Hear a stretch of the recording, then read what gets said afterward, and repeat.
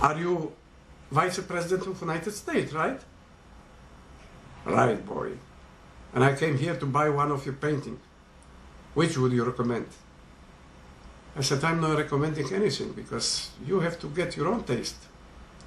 Of course, he said, smart boy. And he took a little green painting and he paid me 12,000 Polish zloty for this piece. And I gave him painting and he left. But the same day, I get a phone call from John Cabot Lodge, ambassador from United States. And he said to me, my gratulations, Nixon bought your painting. He is a great collector. And he asked me if he could come over to my place on Stara Street when I get my studio to see my work. He came with his wife next evening. They brought chocolates, they brought French cognac. We've been laughing, talking about art, to 1 o'clock, and after they left, they took 4 of my paintings. 5 o'clock in the morning, I had a phone call. A strange voice from what asked me, Mr. Kupczynski, pan Zbigniew, prawda? Yeah, I know you very well. I admire your work. I'd be very grateful if you could come over tomorrow to our place. I would like to ask you some questions about your Paris trip, about your art. I was a little angry that somebody phoned me 5 o'clock in the morning, and I said to him, listen, if you are a lover of my art, why are you phoning me so late? Why don't you want to come over to BARBAKAN? And then his voice started to be more cold. Mr. Kupczynski, if you don't come, we'll send our soldiers to you. Mother came to the room and said, who was phoning you? And she said, son, be very careful with them. I said, don't worry, Mom. I'm the painter. I don't know anything about politics. I could go to them.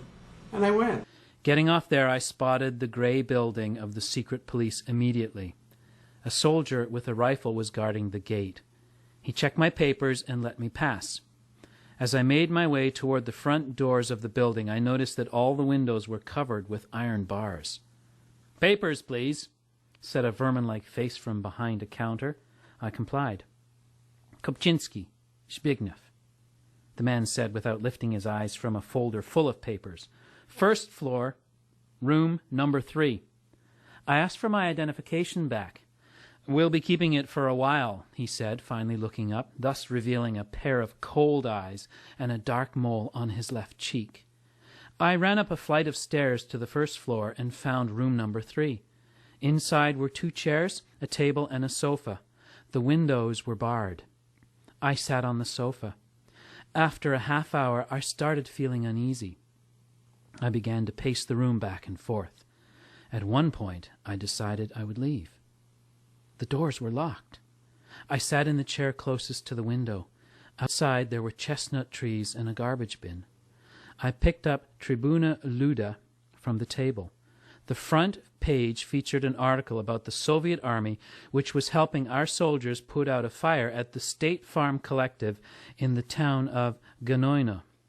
Suddenly, 2 men entered the room, a small blonde type with a pointy nose and a 7-foot giant with a gorilla face. They both wore dark suits that looked clean, even elegant, but I soon detected the smell of unwashed socks. The small man smiled. Mr. Kupczynski, I always knew you'd be famous. How was Paris? Asked the giant ape. Good, I replied. Paris is a beautiful city. Oh, we're so glad that your time there was well spent, remarked the small man. Who'd you meet there? I did not have the pleasure of chatting with Picasso, but he's quite busy these days. The gorilla started laughing. Well, you surely met other artists, said the small man. Getting up and walking toward me, he showed me a photo from Montmartre. Who is this man with an umbrella? A Russian prince, Ivan Ursov. I painted his portrait. Not a wise thing to do, Mr. Kupczynski, he said as he glanced knowingly at the ape. This man is an American spy. He visited Poland for the Peace Congress. On that occasion, his name was Zbigniew Kupczynski. He's definitely a playboy, but a spy? I shook my head in disagreement, thinking of the time Ursov had taken me to the Bois de Boulogne for a horse race in which 4 of his stallions were competing.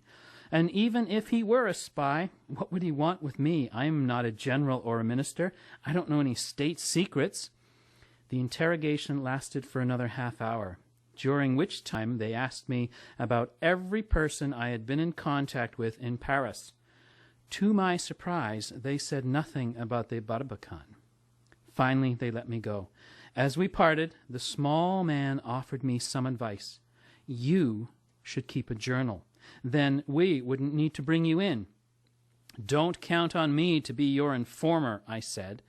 Back on Rakowiecka Street, I walked quickly, wanting to get as far away as possible from the stench of the secret police. The cold of November, everyone deserted the BARBAKAN, so we stopped exhibiting our work. Having nothing better to do, I began to spend my days in the cafeteria at the headquarters of the Association of Polish Visual Artists. One day, Stan sat at my table there and told me about an upcoming painting exhibition that was going to take place alongside a conference on the fine arts. "Take a look at this," he said, pulling an invitation from his pocket. "They didn't give you one?" Furious, I ran to the secretariat. Willy was busy talking with the head of the adjudication committee, Professor Wodarski. "Why didn't I get an invitation?" I demanded. Wodarski passed Willy a knowing glance. "Isn't your BARBAKAN show keeping you busy enough? Besides, you're still young. You have plenty of time on your side." I was dying to punch him. Until very recently, he had been churning out socialist, realist kitsch.